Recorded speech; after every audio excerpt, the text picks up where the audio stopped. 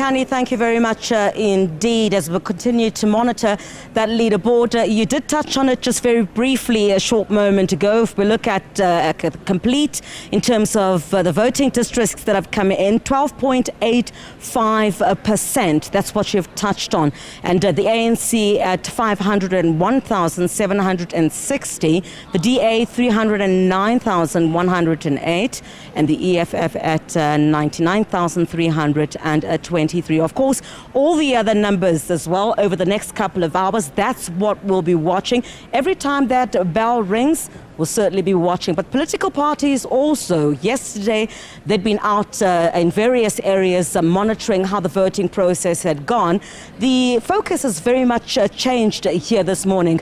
They're coming to the Results Operations Center, having a look at that leaderboard behind me, which will tell us exactly how they're doing at this stage. But we must reiterate that it's still incredibly early at this particular stage. Can't really say exactly which way this election will be going. Let's speak to some of those political parties now. Let's bring in the APC, the African People's Convention. And you recall, of course, that it had been formed on the 5th of September. That was 2007, indeed, and formed by Themba Godi, of course, you'd remember, was the deputy leader of the Pan-Africanist Congress of Azania Tata. Thank you very much for your time. This morning, we're looking at the APC, 891. How are you feeling this morning?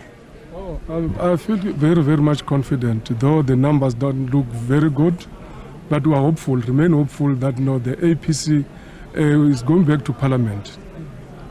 That's the ultimate goal, because 5 years down the line, APC was out, and now we're going back to Parliament.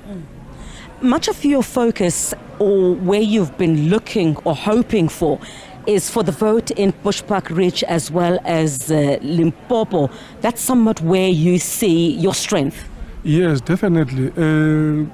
As long as the results are coming, when Mpumalanga's results are coming, definitely the numbers are going to change drastically.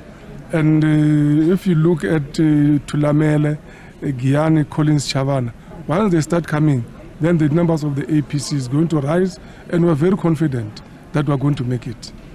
Thank you very much indeed. We'll certainly be watching that leaderboard. Let's bring in the African Transformation Movement now, the ATM.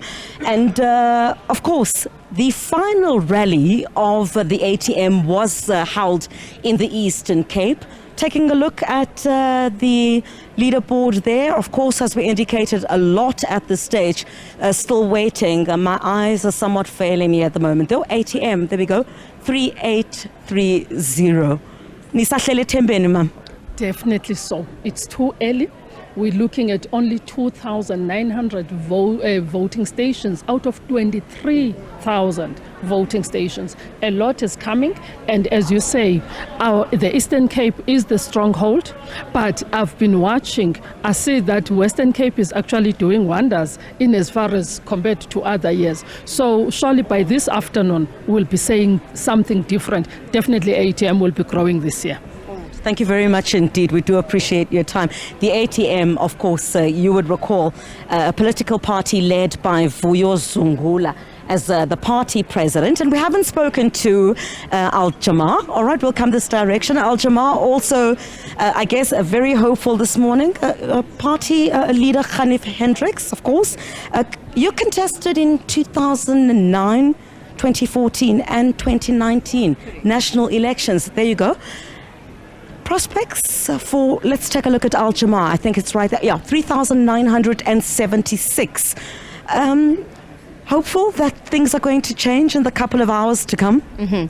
Look, we just look at the comparison between how we performed in those other two elections that you mentioned and now, and we've grown phenomenally since then. So we are very hopeful. In the Western Cape particularly, very good performance from the Western Cape compared to all the other provinces and compared to our previous performances. So we are hopeful. It's early days, numbers are still coming in.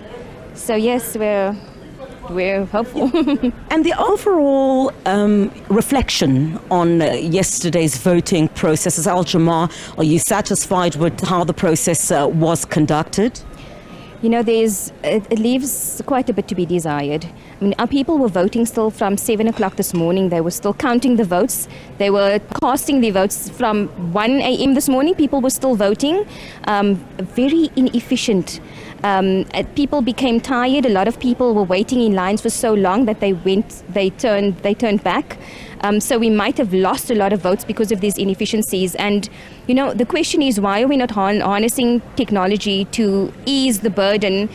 Especially if you look at the numbers, there needs to be efficiency in this process. There should be ways to better capture and better tally these. I'm sure we have the technology to do that. Why are we still continuing to do it this way? With national elections especially, we have so many. So the kinds of people that were staffing the various stations, they were younger, so they worked a bit slower. So those are the strategies that one needs to look at. Get people who are efficient, who knows the process, if that's the way to go. If you want to look at technology, invest in that. You know, build enough firewalls around it to ensure that it is a secure process, but there should be better ways to do this. All right, thank you very much indeed.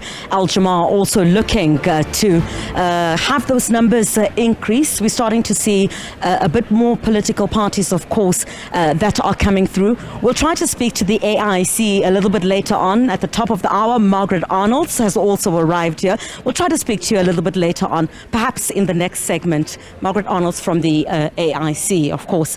Also, it's looking to grow. In fact, the AIC, let's take a look at where they are, and we'll look at AIC. There we go, 1,646. All right? We'll engage others in the next hour. Let's take a break. When we come back, we'll continue with our rolling coverage from the Results Operations Center here at Gallagher Estates.